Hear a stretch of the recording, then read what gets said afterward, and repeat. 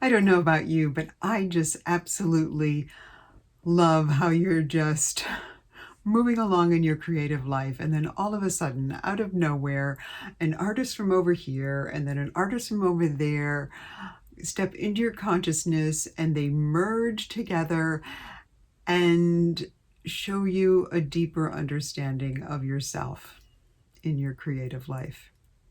I just love when that happens. And over the pandemic, that's exactly what happened to me.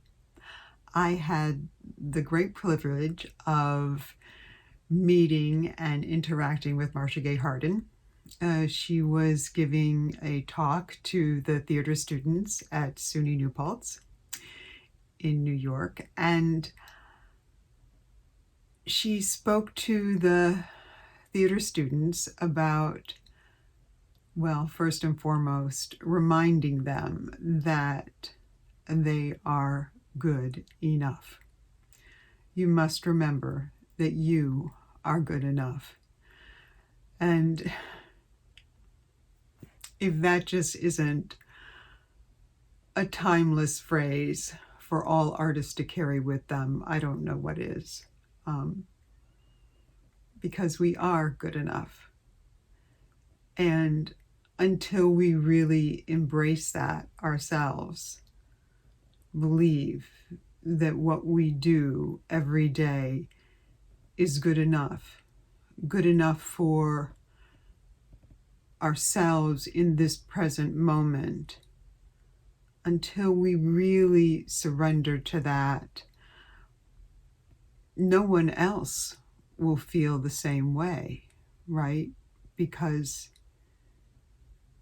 it's our firm belief that what we are creating is true that makes it ring true for someone else. And then one of the students asked her, how do you choose the roles that you choose? And she said, well, sometimes you don't. Sometimes you just take whatever you get because you need to work. For a long time, especially in an actor's life, you're just piecing together, different odd jobs in order to get to the next theater show. And sometimes you don't have a choice. You just take whatever is offered. In the course of her life, she has gotten to a point where she is able to choose. And she said, some things just aren't right for me. And what she does is that she reads the material and then she says, okay, what can I bring to this role? And she said, if I can't figure out what that is, if I don't know how I connect to the work or how I can enhance it because of my own experience and my own sensibility, then it's not for me. And that really resonated for me. And it got me thinking, so what is it that I have? What can I bring to my writing? And then, of course, I immediately spiraled back to my theater life. And I thought, yes, there was that moment. That moment, once I found my voice, it was shortly after that that I recognized that as much as I longed to play those ditzy, airy ingenues, that wasn't my strength. I have played comedies. I've had a blast doing them. But that isn't my strength. The roles that really resonate with me, the roles that allow me to bring all that I have to give are the Greeks, like Medea and Electra, or the women of Lorca, like Bernarda Alba, or the broken and complicated women of Eugene O'Neill, like Moon for the Misbegotten. And one day, yes, one day, I would be tempted to go back to the stage if I could play Mary from Long Day's Journey into Night. Those roles have weight. They have a real weight. And I have a weight as an actress. I have a strength that comes from the earth, that moves up and through me and around me and surrounds me. And when I can sink into a role that big and that complex, that's when I have something really true to offer. And then I started thinking about, well, where did that come from? Well, yes, part of it has to do with just my makeup as a person, right? I'm drawn to broken characters. I'm drawn to people on the edge of trauma, on the edge.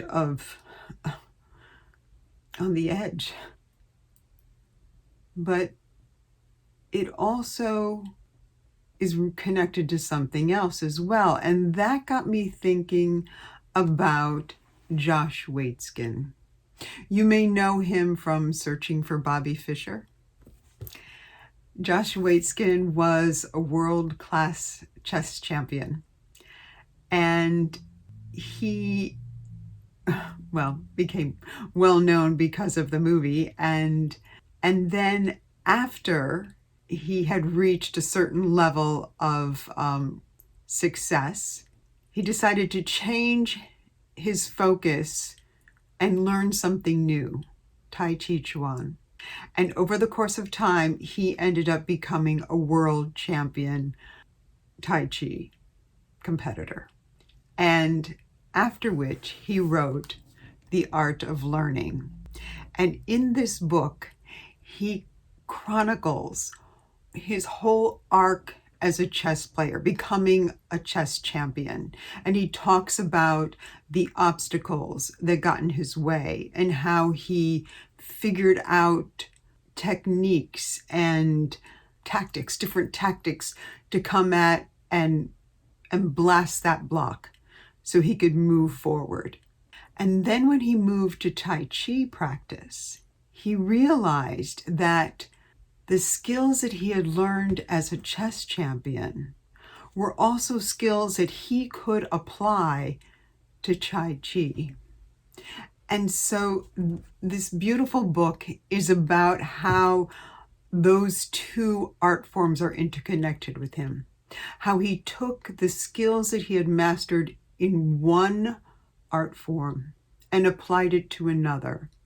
And how fusing those two ended up allowing him to reach another level of excellence.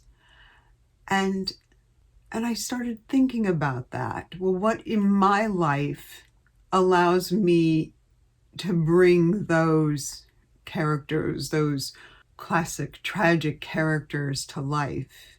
And of course, it goes back to, where did I get my voice? From the study of Alexander technique, a means whereby I could release the tension in my body and open my awareness so that I could be completely free to allow those enormous emotions to move through me. And my study of Tai Chi, which allows me to surrender and trust the flow. And I thought, well, there it is. There it is. I am a Tai Chi writer. I don't gravitate to word counts. I don't race to the end.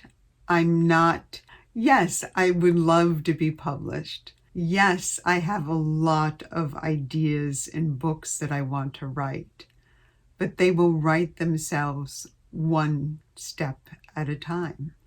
I realize that I write with a maddening lack of urgency. I have those goals, but they don't distract me. I have short-term goals, but they don't distract me. Each morning when I wake up, I think, yowza, I get to do this again, right? I get to come to my material and let it wash through me, and I can allow myself to sit and bathe in it and see where it carries me. I write with a maddening lack of urgency, and that's what I bring to everything I do. A fullness of my sense in the moment, a fullness with a connection to whoever my characters are. I want them to tell me what makes them tick, the way I hope you will tell me the way you tick if ever our paths cross. I want to honor their presence in my life. And the only way that I can do that as a writer is to simply relax into the moment and breathe and connect and transcribe it on the page. What's your way of writing? What's your means whereby? What is it that makes you tick as a person that you can bring to the page and help enliven your storytelling? And in so doing, develop the patience and the persistence to achieve the goals you want to achieve. And on that note, this Tai Chi writer will bid you adieu.